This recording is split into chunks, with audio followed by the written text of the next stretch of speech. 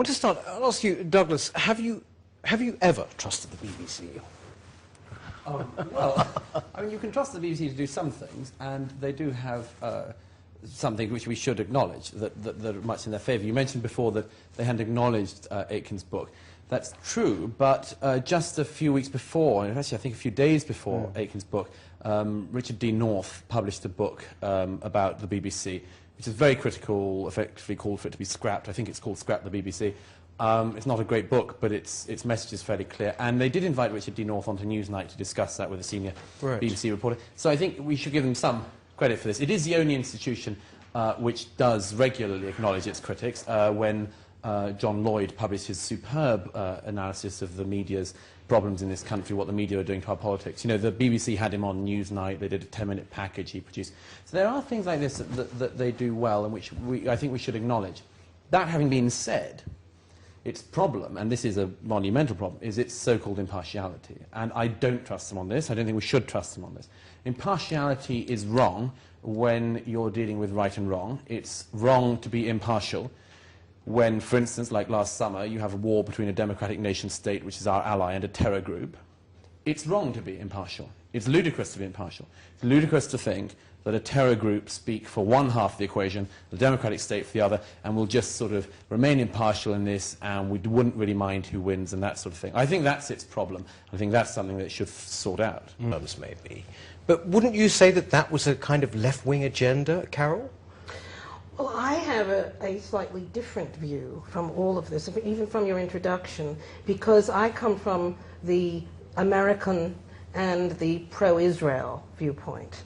And in the past 5 years, I've been at the receiving end of an awful lot of abuse, verbal and otherwise, in the workplace, from colleagues, from taxi drivers, all the way up to the most distinguished colleagues in the film and television industry. And I think that the problem with the BBC, excuse me, is that they are so almost obsessed, almost fixated on showing, as Douglas mentioned, the viewpoint of Hamas, the viewpoint of Hezbollah, at the expense of showing Israel or the United States in any other guise except this horribly militaristic, violent society. And my complaint is, why doesn't the BBC ever go to Israel and go to the Mann Auditorium or to the Khmer Theatre or go to the zillions of art galleries? The book fairs are so crowded you can't get into the center of Tel Aviv. Little kids with piles of books. And Arabs and Jews getting together in Haifa, in Jaffa. Arabs and Jews live together in Jerusalem. And that is something that the BBC consistently does not show. Kate Adie on Reporter's Notebook on the weekends, the times that I have phoned in and said, as a journalist, I am appalled.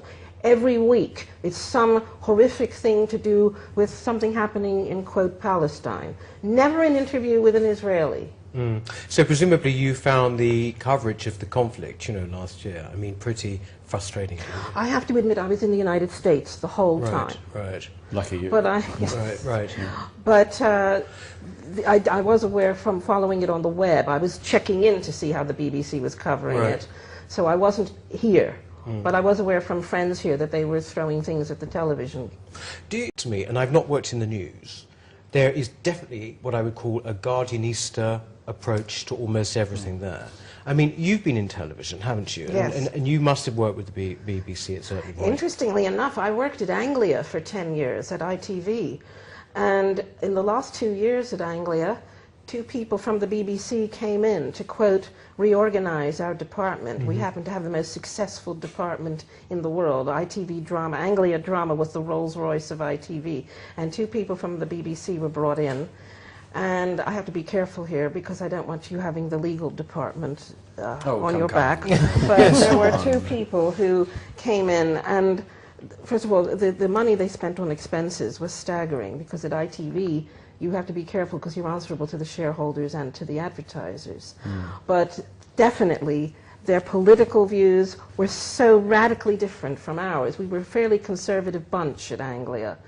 And you could feel this it was sort of like aliens coming in. But I want to say, actually, Peter, that the darkest moment to me at the BBC in the past decade was the night Philip Lader was on, and it was on Question Time. Yes. I agree. When that really was, to me, Shocking, the BBC. Could at you its explain that worst. was actually the It was on ambassador, September US ambassador at the 13th, time? 2001. Throw your mind back to the way you felt that week. Anybody who didn't feel something about what America had suffered has to have a heart of stone. And that was 2 days after 9/11. It was the first program that was on after the complete break in regular programming. And Philip Lader was the former U.S. ambassador to Great Britain. And they seem to have handpicked an audience to foot stomp him. Now, okay, 3 years later, maybe so. But 2 days after the event, and David Dimbleby didn't do anything to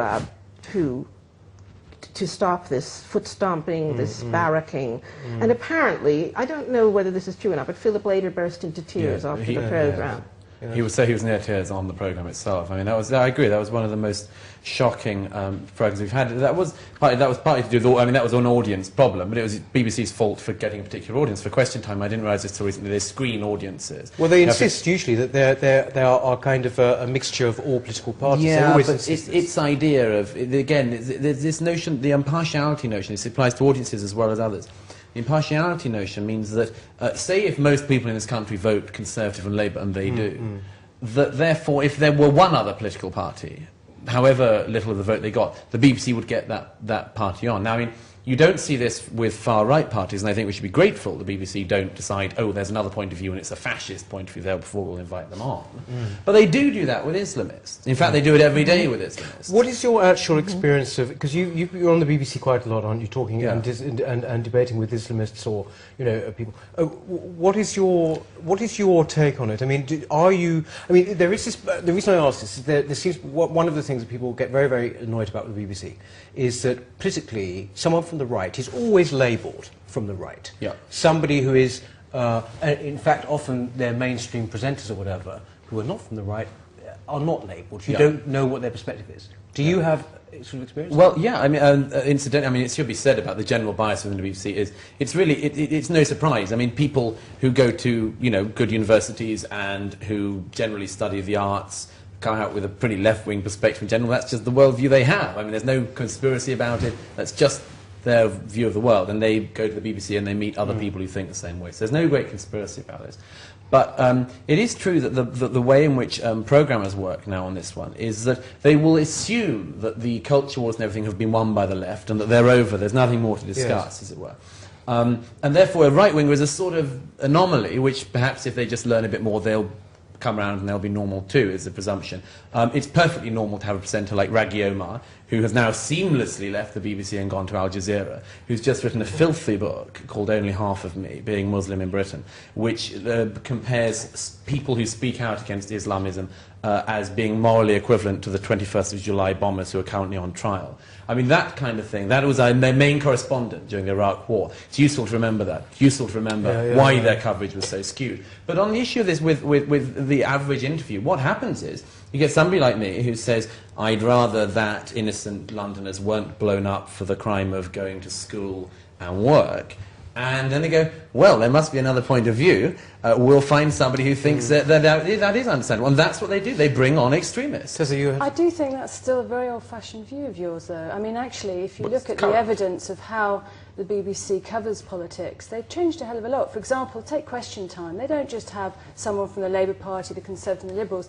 They have another, and that could be Joe Bloss. Oh, They try and introduce, and this was a new thing that they did, they tried to introduce a sort of maverick person to sort of generate new ideas. Let me tell you that was what the the idea. maverick person The other is. thing is that in news, it's certainly not the case that they're trying to simply go sort of Labour and Conservative and that's impartial or something. In fact, they make great play to say we want diverse views. We want politics to express not what's in Parliament, but what's out there in the real world. You can't views are very ignore limited. The those diverse new views developments, but the surely. diverse views are particularly slanted. For instance, I think it is right that the BBC does not invite on the fascists of the British National Party. I think that is entirely right.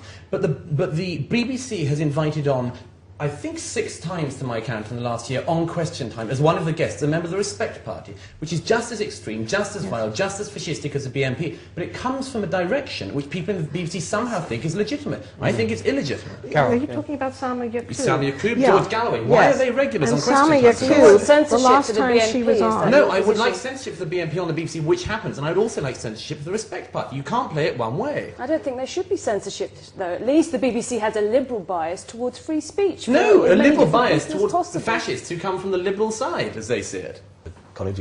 My complaint about Question Time for years and years and years is that the school bully picks on somebody who can't defend themselves.